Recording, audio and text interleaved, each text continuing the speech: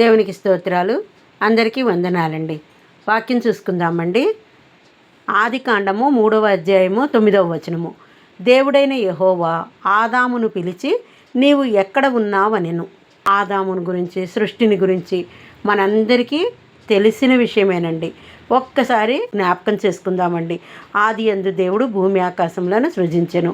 అంతేగాక తన నోటి మాట ద్వారా సర్వ సృష్టిని 6 రోజులలో సృష్టించాడు. 6వ రోజు దేవుడు తన స్వరూపమందు నరుని సృష్టించాడు.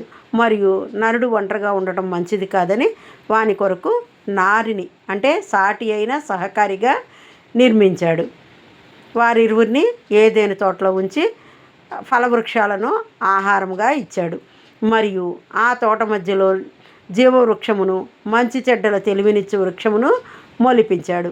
ఆదాముతో దేవుడు, నీవు ఈ తోటలోనే ప్రతి వృక్ష ఫలములను నిరభ్యంతరముగా తినవచ్చును, అయితే మంచి చెడ్డల తెలివినిచ్చు వృక్ష ఫలములను తినకూడదని ఆజ్ఞాపించాడు. ఆదాము అవ్వలు ఆ విధముగానే జీవించసాగారు. కానీ యుక్తి కలిగిన సర్పము అవ్వతో మాట్లాడుతూ మంచి చెడ్డల చెట్టు ఫలములను తినకూడదని దేవుడు తమతో చెప్పాడని అవ్వ చెప్పగా విన్నది. అప్పుడు సర్పము, మీరు ఆ ఫలములను తింటే చావనే చావరు, మీ కన్నులు తెరవబడి మంచి చెడ్డలను గుర్తించగలుగుతారని చెప్పింది. అప్పుడు ఆ అవ్వ ఆ చెట్టు ఫలములను కోసుకొని కొన్ని తిని తనతో పాటు తన భర్తకు ఇచ్చినప్పుడు అతడు కూడా అవి తిన్నాడు. అప్పుడు వారి కన్నులు తెరవబడి వారు దిగంబరులముగా ఉన్నామని తెలుసుకుని అంజూరపు ఆకులతో వారి దిశమూలలను కప్పుకున్నారు. సాయంకాలం వేళ దేవుడు ఆ తోటలోకి వచ్చినప్పుడు ఆదాము అవ్వలు దేవుని స్వరము విని తోటలోని చెట్ల మధ్య దాక్కున్నారు. అప్పుడు దేవుడు ఆదామును పిలిచి, నీవెక్కడ ఉన్నావని అడిగాడు. నీ స్వరము విని మేము దిగంబరులముగా ఉన్నామని దాక్కున్నామని చెప్పాడు ఆదాము. ఇదంతా మనకు తెలిసిన విషయమే, మనం ఎన్నోసార్లు విన్న విషయమే.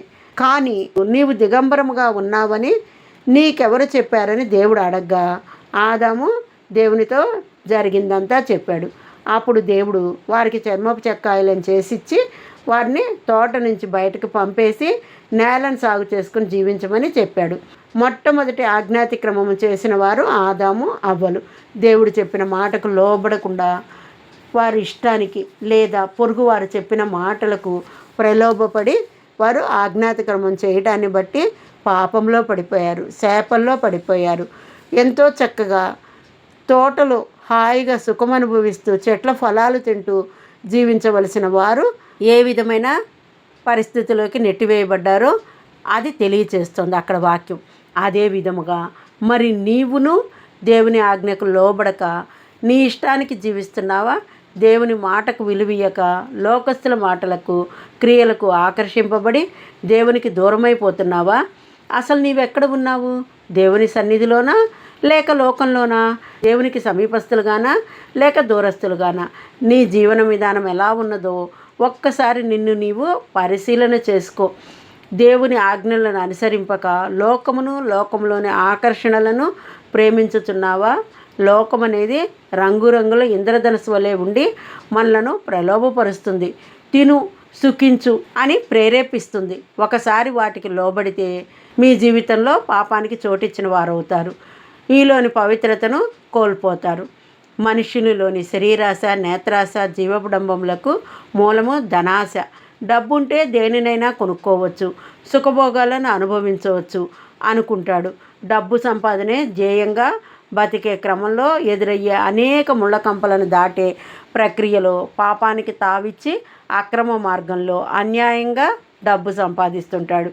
మోసానికి, ద్రోహానికి పాల్పడుతుంటాడు.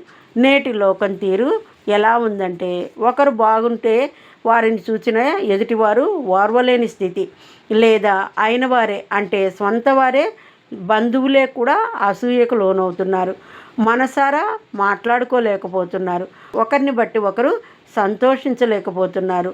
విషయాలు ఒకరితో పంచుకోలేక దాచుకొనిడి వారిగా ఉంటున్నారు. ఒకరిని ఒకరు ఆదరించుకోలేని వారిగా ఉంటున్నారు. యావరేజ్న ఇంటికొకరు విదేశాల్లో ఉంటూ సంపాదిస్తూ ఆస్తులను కూడబెట్టుకుంటున్నామనుకొని రోగాల బారిన పడుతున్నారు. తల్లిదండ్రుల చివరి క్షణాలలో వారి పిల్లలు ఎక్కడ ఉన్నారని ఆరా తీస్తే విదేశాల్లో ఉన్నారు, రాగలిగే అవకాశం లేదు అని చెప్పే పరిస్థితులు. ఇంకెందుకు ఈ అర్థం లేని ప్రయాస?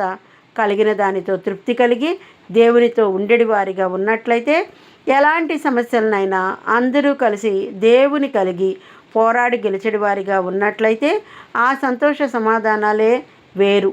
ఎవరెవరు ఏ ఏ జీవనోపాధి నిమిత్తం ఎక్కడ ఉన్నా దేవునికి, దేవుని పిలుపుకి సమీపంగా ఉండాలి. అలా కాక మన హృదయాలలో లేదా మన కుటుంబాలలో దేవునికి చోటిచ్చి ఆయన ఆజ్ఞానుసారంగా జీవించినట్లయితే సర్వసమృద్ధి కలిగిన ఏదేను తోట లాంటి స్థలములలో నిన్నుంచి బహుగా ఆశీర్వదిస్తాడు ఆయన. కాబట్టి ఆ విధమైన జీవన విధానము కలిగిన వారముగా ఆయన పిలుపుకు సమీపంగా జీవించడి వారముగా ఉందుముగాక. ఆమెన్. హల్లెలూయా.